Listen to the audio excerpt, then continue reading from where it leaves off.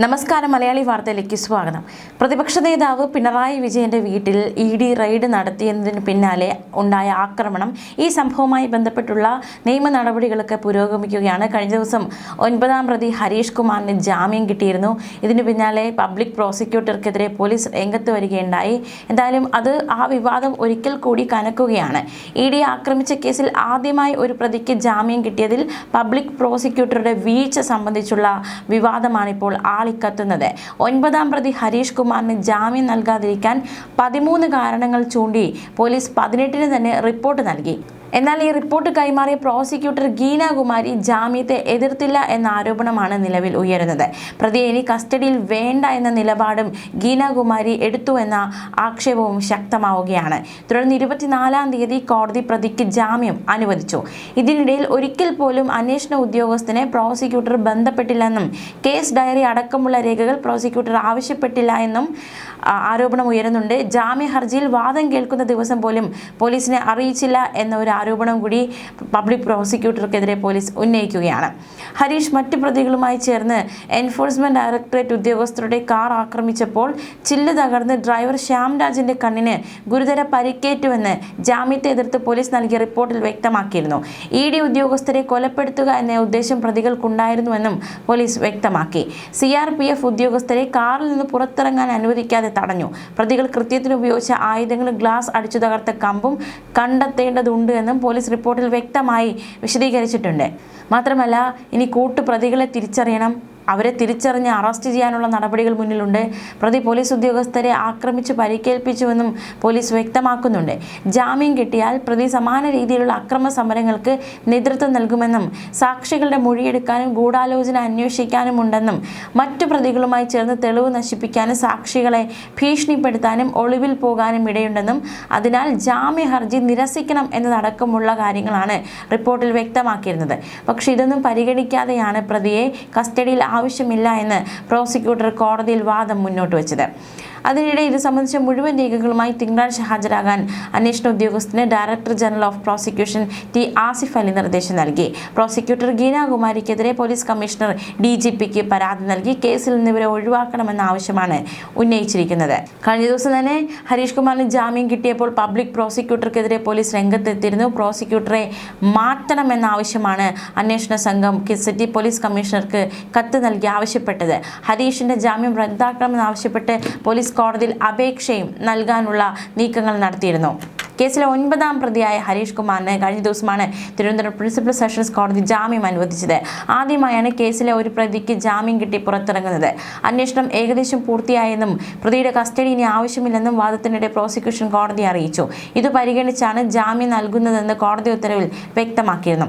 അന്വേഷണ ഉദ്യോഗസ്ഥനായ museum CA ജാമ്യത്തെ എതിർത്ത് കോടതിയിൽ റിപ്പോർട്ട് നൽകിയിരുന്നു. അതിനിടെയാണ് പ്രതിയുടെ കസ്റ്റഡി വേണമെന്ന് പബ്ലിക് പ്രോസിക്യൂട്ടർ കോടതിയെ അറിയിച്ചത്. മെഡിക്കൽ റെപ്രസെന്റേറ്റീവായ താൻ പ്രതിപക്ഷ നേതാവിന്റെ വീടിന് സമീപത്തുള്ള സ്വകാര്യ ആശുപത്രിയിൽ ജോലിയുമായി ബന്ധപ്പെട്ടു പോയപ്പോഴാണ് ED ഉദ്യോഗസ്ഥരെ ആക്രമിച്ച സംഭവം ഉണ്ടായതെന്നും അക്രമത്തിൽ പങ്കാളിയായിരുന്നില്ല എന്നുമാണ് പ്രതി ജാമ്യാപേക്ഷയിൽ പറഞ്ഞിരുന്നത്. അതേസമയം കേസിൽ കക്ഷി ചേരാൻ ED കോടതിയിൽ അപേക്ഷ നൽകിയിട്ടുമുണ്ട്.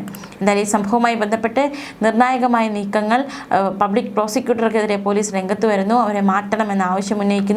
ഒരുപാട് ആരോപണങ്ങൾ അവർക്കെതിരെ ഉയരുന്നു. അതേസമയം ഈ വിഷയവുമായി ബന്ധപ്പെട്ട് രാഷ്ട്രീയ നിരീക്ഷകൻ രാജേന്ദ്രൻ പന്തളം കഴിഞ്ഞ ദിവസം മലയാളി വാർത്തയോട് പ്രതികരിച്ചിരുന്നു.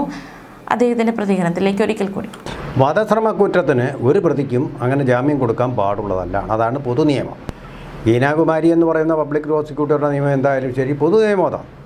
അവർ കോടതിയോട് ആവശ്യപ്പെട്ട് അദ്ദേഹത്തെ കസ്റ്റഡിയിൽ നിന്ന് വിടുന്നതിൽ കുഴപ്പമൊന്നുമില്ല എന്ന് പറഞ്ഞതുകൊണ്ടാണ് ഹരീഷ് കുമാർ ഹരീഷ് കുമാർ എന്ന് പറയുന്ന പ്രതിക്ക് 9-ാം പ്രതിയാണ് അദ്ദേഹത്തിന് ഈ ജാമ്യം കിട്ടിയത്. ഒരിക്കലും അനുവദിക്കാൻ തക്ക ഒരു പ്രവണതയല്ലത്. അതുകൊണ്ട് സംസ്ഥാന പോലീസ് ഇവരെ മാറ്റണം എന്നാവശ്യപ്പെടുന്നത് ശരിയായ ദിശയിലുള്ള നീക്കം തന്നെയാണ്. ഇതേ ആവശ്യം തന്നെ എൻഫോഴ്സ്മെൻറ്റ് ഡയറക്ടറേറ്റും ഉന്നയിച്ചിട്ടുണ്ട്. കാരണം എന്താണ്, അവരെന്ത് തെറ്റാ ചെയ്തത്? അവരവരുടെ ഡ്യൂട്ടി നിർവഹിച്ചു, അല്ലാതെ അനാവശ്യമായിട്ടൊന്നും ചെയ്തിട്ടില്ല. ബന്ധപ്പെട്ട രീതിയിൽ തന്നെ റെയ്ഡ് നടത്തുമ്പോൾ ആരും മുൻകൂട്ടി അറിയിക്കാറില്ല. അങ്ങനെ റെയ്ഡ് നടത്തി ഇന്ത്യയിലെ ഏതൊരു പൗരനും ബാധകമാണ്. അവർ റെയ്ഡ് നടത്തിയാൽ രേഖകൾ കൊടുക്കണം, ഫോൺ കൈമാറണം, ഇതെല്ലാം ചെയ്യേണ്ടതാണ്. കാരണം ഒരു എന്തെങ്കിലും സംശയം ഉള്ളതുകൊണ്ടാണ്, അല്ലെങ്കിൽ ഒരു കേസ് നിലവിലുള്ളത് കൊണ്ടാണ് ഈ റെയ്ഡ് നടക്കുന്നത്. അത് ഇന്ത്യൻ ഭരണഘടനയുടെയും ഇന്ത്യൻ നീതിശാസനയുടെയും ഭാഗമാണ്. ഭാരതീയ ന്യായശാസന എന്ന് പറയുന്ന BNSൻ്റെയും ഭാഗമാണ്. അപ്പോൾ നിയമത്തെ അനുസരിക്കുന്ന, നിയമത്തിന് വിധേയനായിട്ട് നമ്മുടെ ജനാധിപത്യം ആസ്വദിക്കുന്ന ഏതൊരു പൗരനും ഇത് കൊടുക്കാൻ ബാധ്യസ്ഥതയാണ്.